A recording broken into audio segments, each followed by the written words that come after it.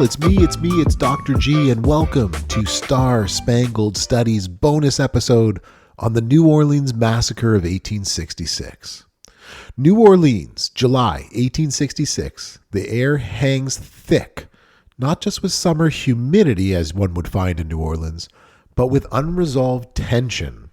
The Civil War is over, slavery is legally dead, but the future hangs precariously in the balance. In this city, a vibrant mix of cultures now simmering with post-war resentments and radical hopes, the meaning of freedom itself is about to be contested, but not with words, but with fire and blood.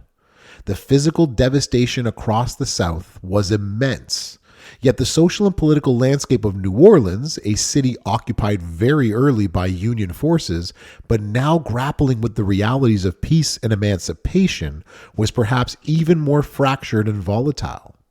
This episode delves into the New Orleans Massacre of 1866, a brutal event that shocked the nation and irrevocably altered the course of Reconstruction. What led to this explosion of violence, and what did it reveal about the struggle for equality in post-war America? Louisiana occupied a unique position during Reconstruction. Union forces captured New Orleans early in the war, and President Lincoln implemented his lenient 10% plan there, aiming for a swift restoration of loyalty. This led to the formation of a pro-union state government, but one that was deeply divided and failed to satisfy the growing demands for black citizenship rights. The central conflict of the entire Reconstruction era, the battle over the definition of citizenship, the scope of equality, and the right to suffrage for formerly enslaved people, played out with particular intensity in Louisiana. In the heated summer of 1866, New Orleans became the crucible where these national questions ignited local fury.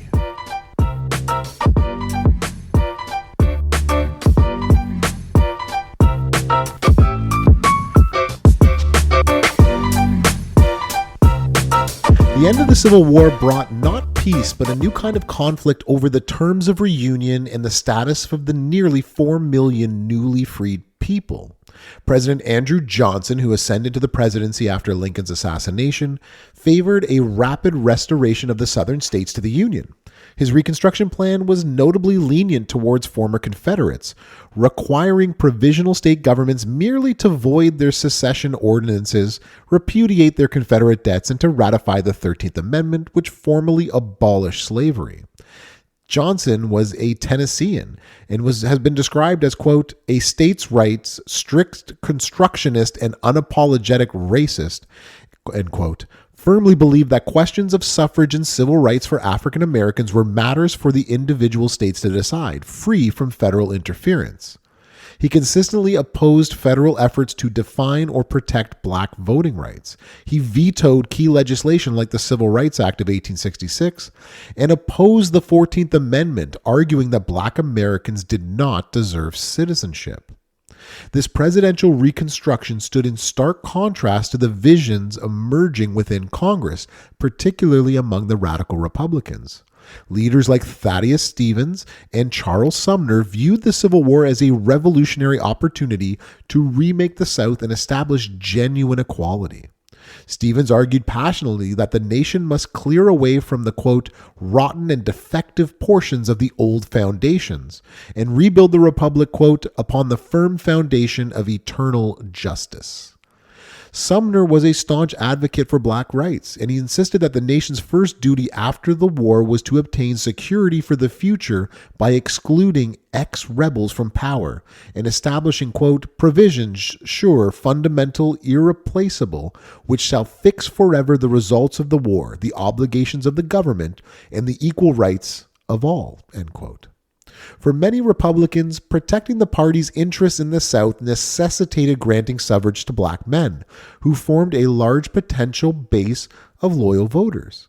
This fundamental disagreement between the presidential and Congress over the goals and methods of Reconstruction created a volatile political climate, empowering former Confederates under Johnson's plan while simultaneously fueling radical demands for federal intervention to protect the freed people. In Louisiana, this national conflict manifested in local power struggles that were intense.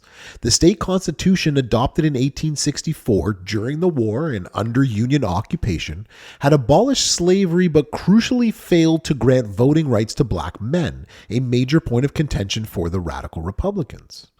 By 1866, the political landscape was sharply divided. Conservative Democrats, many of them ex-Confederates recently pardoned by President Johnson, sought to restore the pre-war racial hierarchy and limit black freedom as much as possible. They gained significant ground, exemplified by the election of John T. Monroe, a former Confederate officer, as mayor of New Orleans.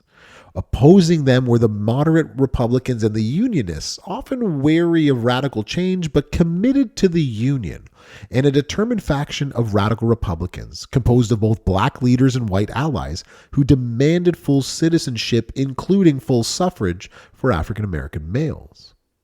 The resurgence of conservative power under Johnson's plan was swiftly demonstrated by the passage of restrictive laws known as Black Codes across the South in late 1865 and 1866.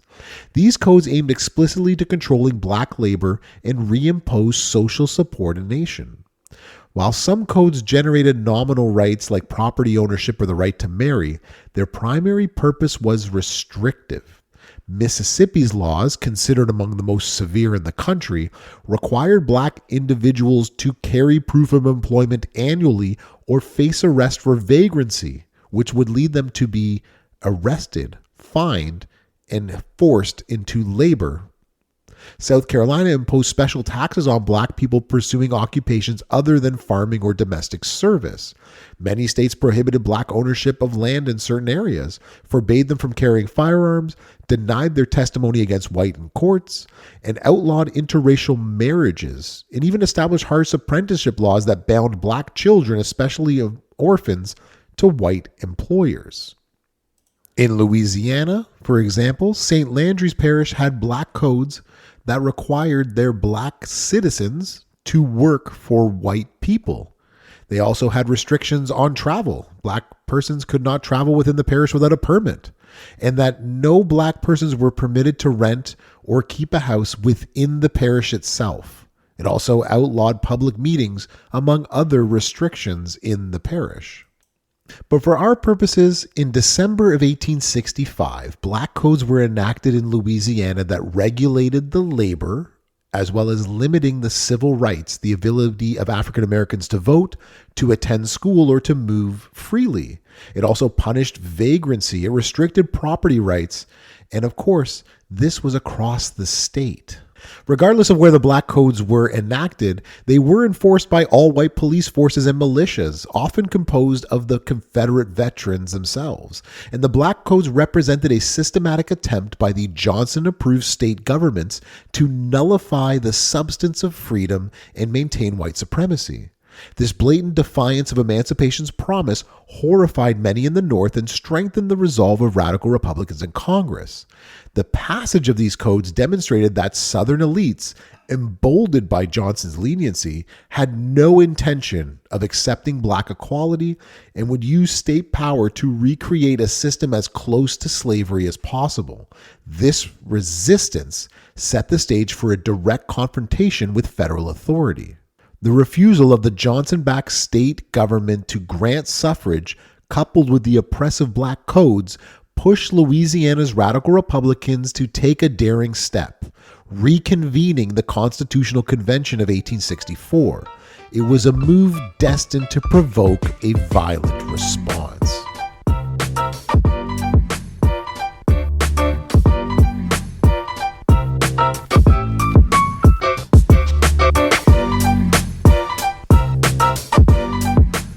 The primary motivation for reconvening the 1864 Louisiana Constitutional Convention was clear: to enfranchise black men. This move aimed to align Louisiana with the emerging goals of congressional Reconstruction and directly challenge the legitimacy of the conservative state government installed under President Johnson's plan.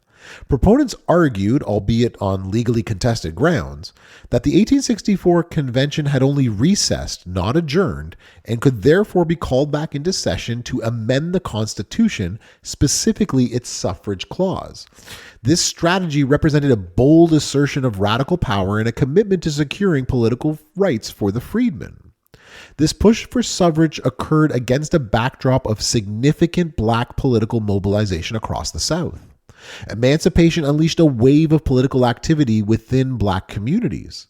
Formerly enslaved people actively sought to define their own freedom, reuniting families torn apart by slavery, establishing independent black churches that became vital community centers, and demonstrating an overwhelming desire for education in new schools.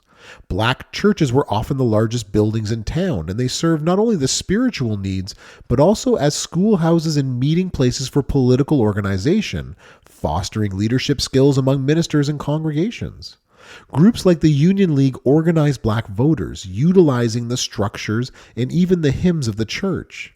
This period saw an unprecedented level of black participation in the political process, with freedmen registering to vote in large numbers, demanding their rights as citizens.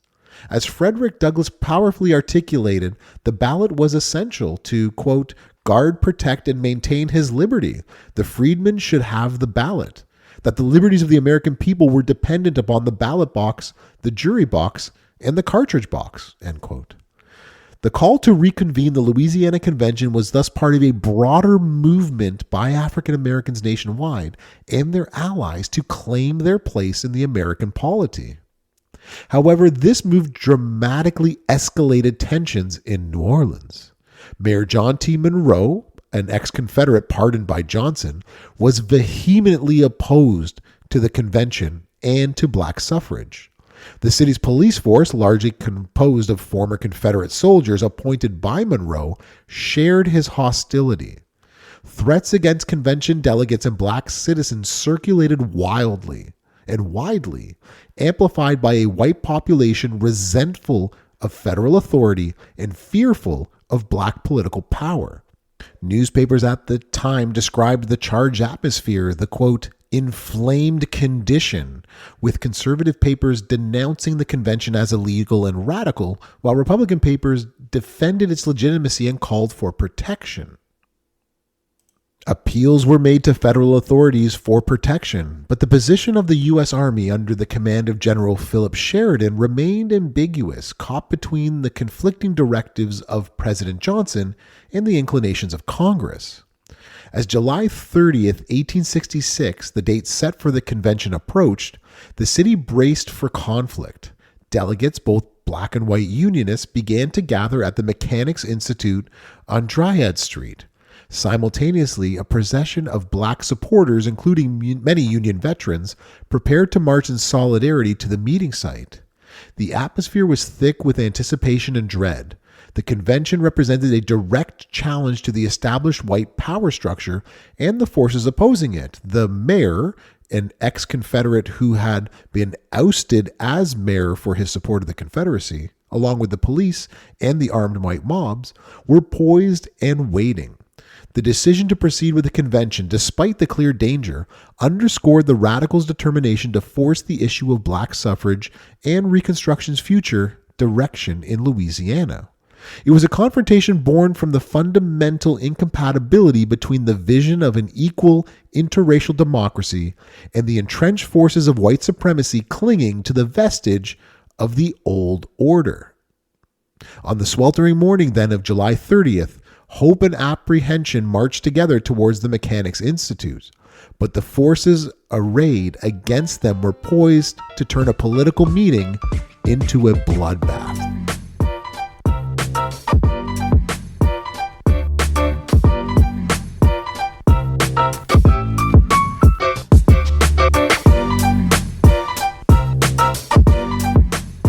In the days leading up to the massacre, several things happened.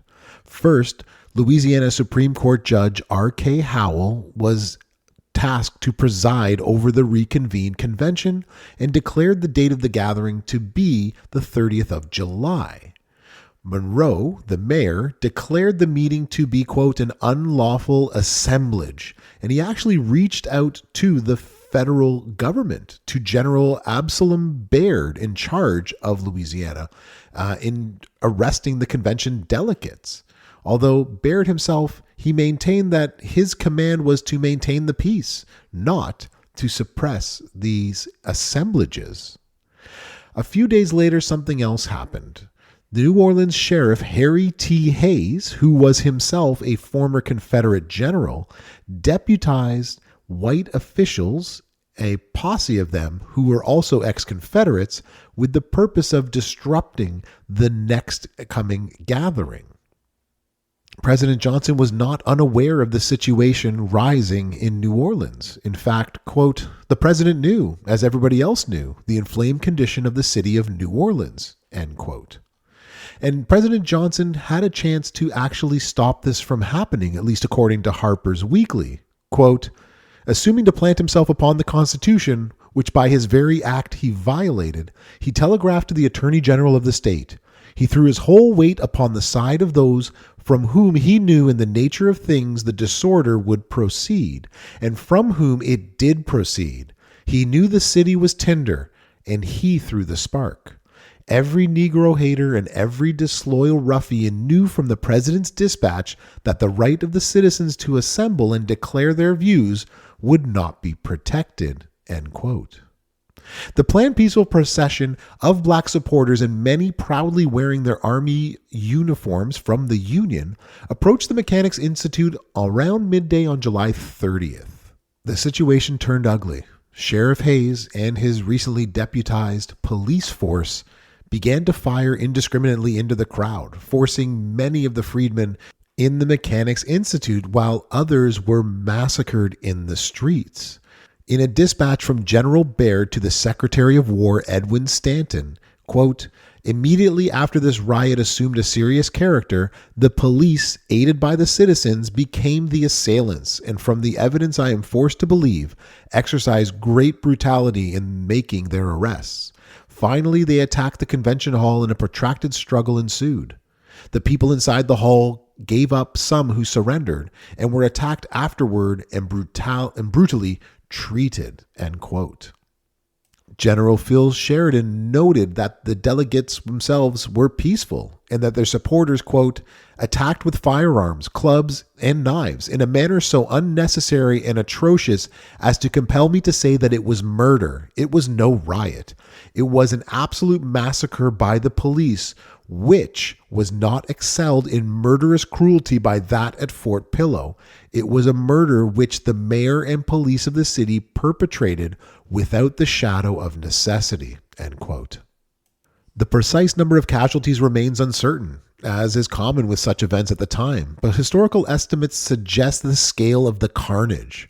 While specific figures are difficult to confirm, historical consensus indicates between 34 and 48 people were killed, overwhelmingly black delegates and their supporters, along with a few white radical Republicans. Over 150 were wounded, and the casualties among the police and the white mob were minimal, perhaps one killed and a handful wounded. This stark imbalance underscores the nature of the event. It was not a riot between two evenly matched groups, but a targeted massacre, a political purge aimed at eliminating the proponents of black suffrage and terrorizing the black community into submission. The numbers themselves tell a specific story of systematic, racially motivated violence orchestrated, or at least facilitated, by figures of authority, the police.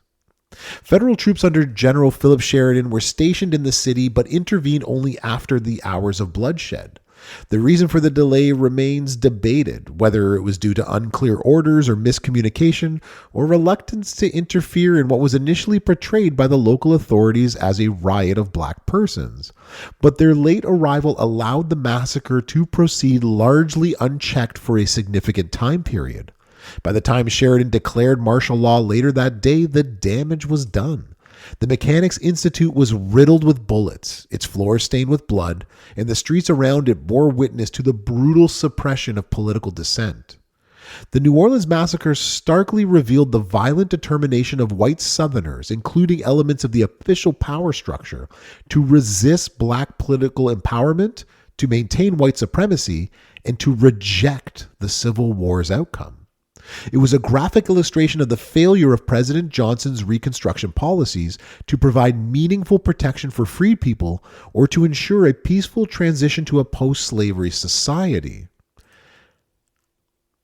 To quote the Harper's Weekly article again, quote, "And the mob understood it so. A procession of Negroes carrying a United States flag was attacked. It defended itself. And the work which one word from the president would have stopped, and which he would have the full authority to speak if he could speak at all, went on to its awful result.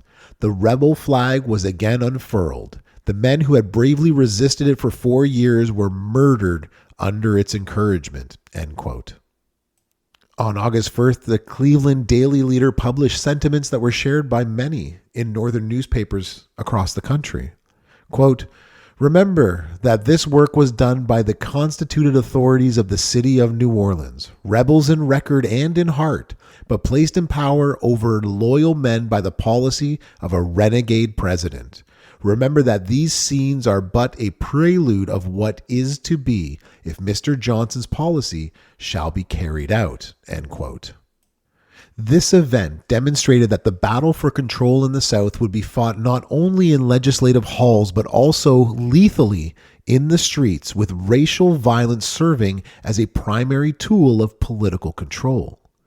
The bloodshed in New Orleans sent shockwaves across the country.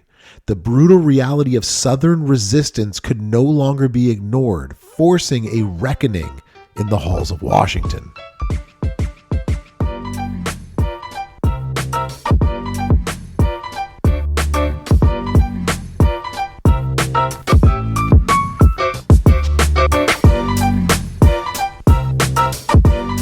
News of the massacre spread rapidly through telegraph reports, horrifying the North and galvanizing opposition to President Johnson's Reconstruction policies.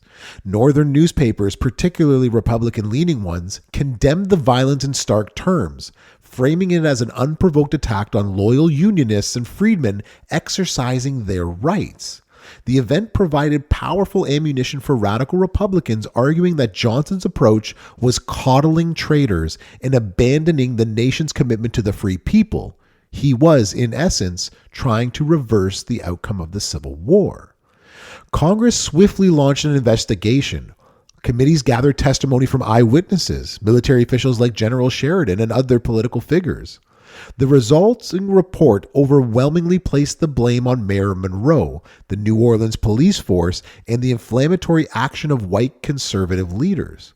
Crucially, the investigation linked the violence directly to President Johnson's policies, arguing that the rhetoric he used in pardoning ex-Confederates had created an environment where such atrocities were not only possible, they were inevitable. The political impact was immediate and profound.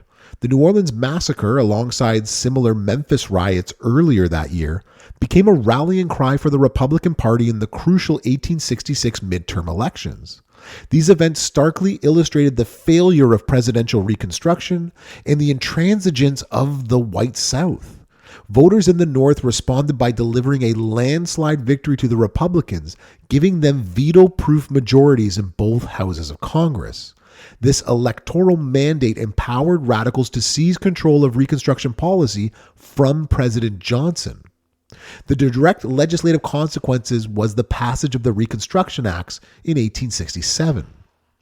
These landmark acts swept away the Johnson-approved state governments in the South, with the exception of Tennessee, and divided the former Confederacy into 5 military districts under federal army control, and made the readmission of states contingent upon ratifying the 14th Amendment, as you will recall, opposed by Johnson, and drafting new state constitutions that guaranteed voting rights for black men.